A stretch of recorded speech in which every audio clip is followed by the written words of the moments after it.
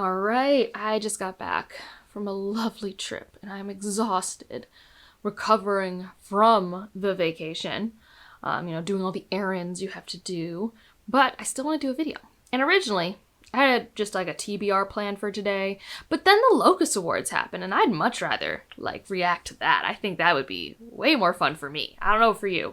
Don't worry, the TBR will still be arriving. And next week we'll do my spring quarter wrap-up, which will be very fun for me. And then we'll get back to our regularly scheduled Friday reads on Friday. For those who are frequent watchers and care. For those who are just here for my award content, let's continue award season. Okay, so let's start off. We have the science fiction novel category. And I have things where I've commented on the top 10 Locus. I've talked about the reading recommendation short of Locus. So if you want those previous videos, there's a award video playlist down below. Now, I had said my vote would have been Slow Gods. It did not win, alas. The one that did win is Death of the Author, which I'm not surprised about. And it probably maybe points us to what might win the Hugo. I haven't read it yet. I'm going to read it. I have a copy for my local bookstore. We're doing a book club. And so we're going to read it. And maybe I'll love it. We'll see. I'm mostly, at this point, curious about my opinion about it. We got then fantasy novel. Now, what did I most like for this one? It would have been The Incandescent. That was my top rated one. Probably followed by The Raven Scholar and then The Devils sort of thing. Maybe then A Drop of Corruption.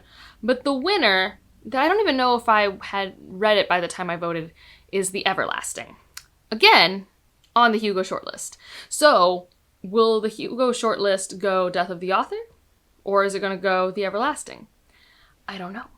I do think The Everlasting is going to resonate with a lot of people.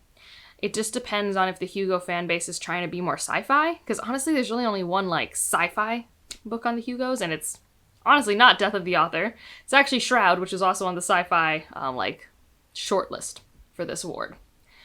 So yeah, I'm not surprised by either of these two. Because again, they were on the Hugo shortlist, which is also fan voted for. So it's these are the books that people really feel passionately about. Horror was very exciting for me. It was the one I voted for, which is The Buffalo Hunter. You still have The Possession of Albedias. I have no idea if this is actually in order of how many votes they got. I should maybe check that, but I think they're just in almost a random order. So yeah, I don't think when I look at this, I don't think they're really in any particular order here. All right. The other one I would have voted for is The Possession of Albedias, but by far, The Buffalo Hunter. Which is on the Nebula, but it is not on the Hugo. I guess Hugo people do not read as much horror, or think of horror as something that should be put forth for the Hugos. We also have the young adult novel. Now this is 0% shocking. I don't read a lot of young adult, so I don't know what should have won. I did not vote in this category, because if I did, I would have probably simply have voted for Yoon Ha Lee, which is apparently what a lot of people did. Because Star Strike won. Now, that doesn't mean Star Strike doesn't deserve it.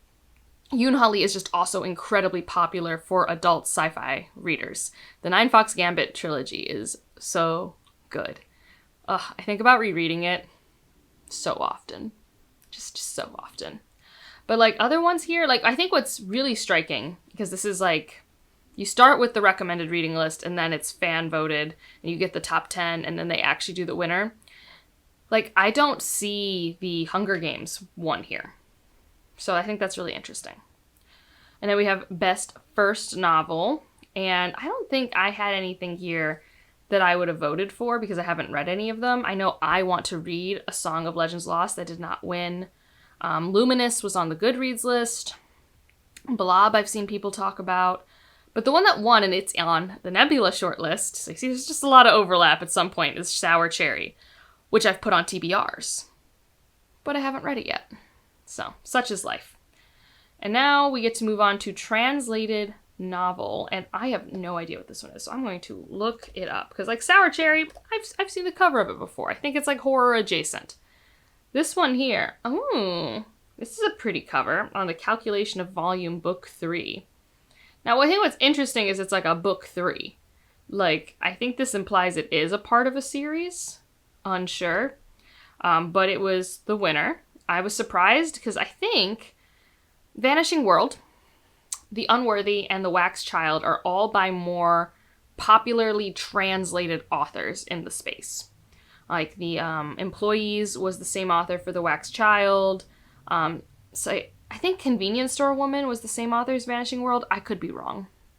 And then The Unworthy, that's Tender as the Flesh, that author. So I don't know this book, but, you know, especially since it's the third book, I was just kind of confused.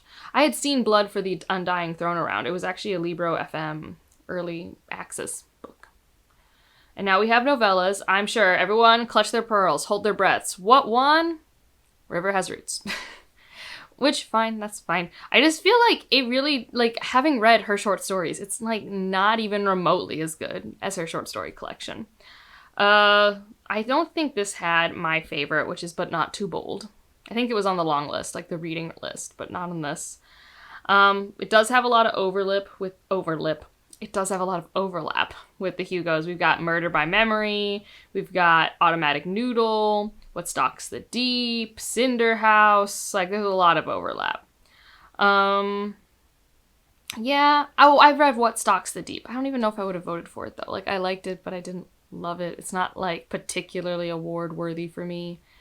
I guess I'm not that surprised that Automatic Noodle didn't win, considering it's up against River Has Roots. And in general, people love River Has Roots, and I think people are more, like, divided on Automatic Noodle.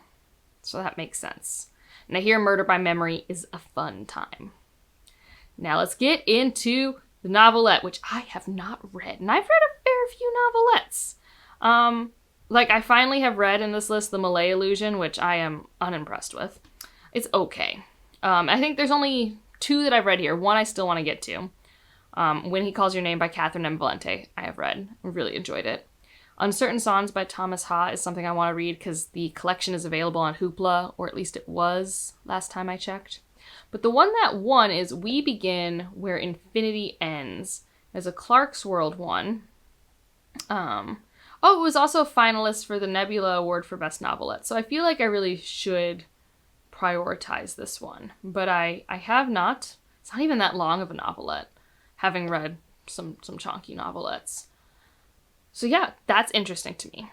Next up is short story. This is a short story that's been on like every list, so I'm not surprised it won here, and that is In My Country by Thomas Ha. It's also a Clark's World submission. It's just so of its time and really compulsively readable.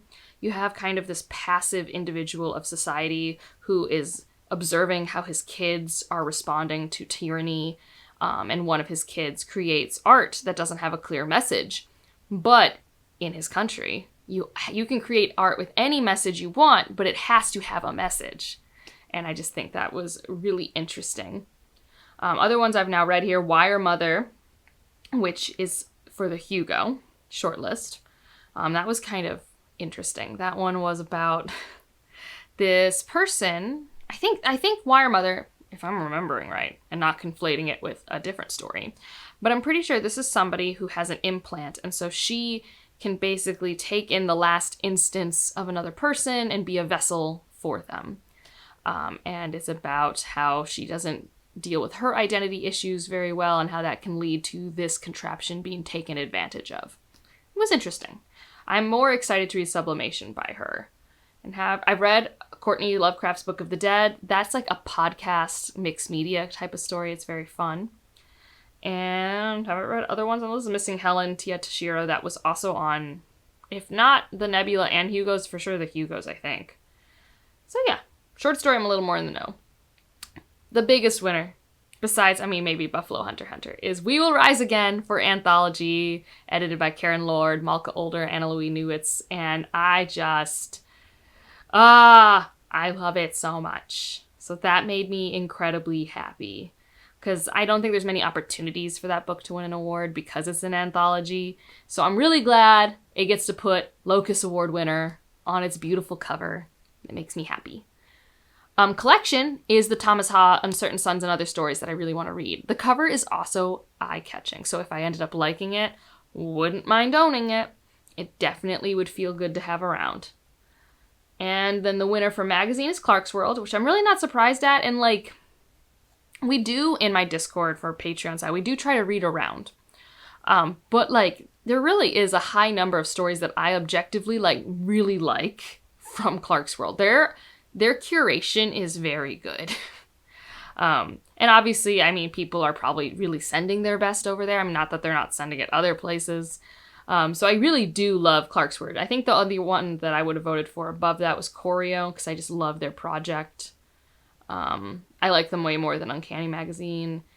And Reactor has some really good novelettes in it and stuff like that. So I'm not surprised that Clarkesworld won. And it's just like, especially since I've been reading more short stories, it's like, you know, we're still trying to diversify. But like when we're reading the ones that hit, they're typically from Clarkesworld. The best publisher is Orbit. I'd have to actually go through my books and see, but I feel like I've actually had a better time with saga books lately. I think so. In terms of like all-time favorite books. And one day I would love for Neon Hemlock or Tachyon to like get their flowers, because I think they do really well. Best editor, Neil Clark, who does Clarkesworld. So again, I'm not like surprised about that. And I don't know this artist. We have this artist, John Picacio. I'm going to say Picacio. I could be wrong. So let's see. He has his own website. Oh, okay. Yeah. I don't recognize any of it, like, off the cuff, but, like, it's pretty. It's pretty. And is that it? Nope, we have illustrated and art books, so Nettie Okorafor gets to win again with the Space Cat. I don't know anything about any of these books. I do not believe I voted in that section. And then nonfiction, the winner is Enshittification, which I'm not surprised about because a lot of people have been talking about that book. People at my work have been talking about that book. I have not read it. I don't actually know if nonfiction, like, needs to have a speculative angle to it. I don't think Enshittification does. They might just have a nonfiction section. And then it had a special award supporting the speculative writing community, the Submission Grinder. I don't know what that is. Let's click on it. They gave me a little hyperlink, so I'll just click on it if it ever loads. Okay. Is a donation-supported submissions tracker and market database for writers of the fiction. Oh, okay. This seems like it's very useful for people in the writing community, which is not me. Graphic design feels a little 2007, but not too bad. It's legible. I think it makes sense. So, that's me, just casually reacting to the Locus Awards. I do think this is a good prelude for what is to come with the Nebula and the Hugos. And it makes me even more excited for Faya and Ursula K. Le Guin, because those lists, I think, are going to be more fresh. I do feel between the Nebula, Locus, and Hugos, they're not all the same books, but there's just a substantial amount of overlap, because the voting base also has a substantial amount of overlap. Like, yes, Nebula is only authors, but Locus and Hugos, a lot of people who vote for one vote in the other. And then there's just all of the authors who are friends with authors who happen to do well in those categories as well. So that's how the Nebula kind of sneaks in there. What did you think of this list? Are there any books that you feel like should have won? They would have been your top vote. And if you just want to leave an emoji to let me know you're here, I don't really know. All of their symbols are all spaceships. Why are they all spaceships? Instead, leave me a star. And otherwise, like if you liked it. Subscribe if you want to, and I'll see you in the next one. Bye.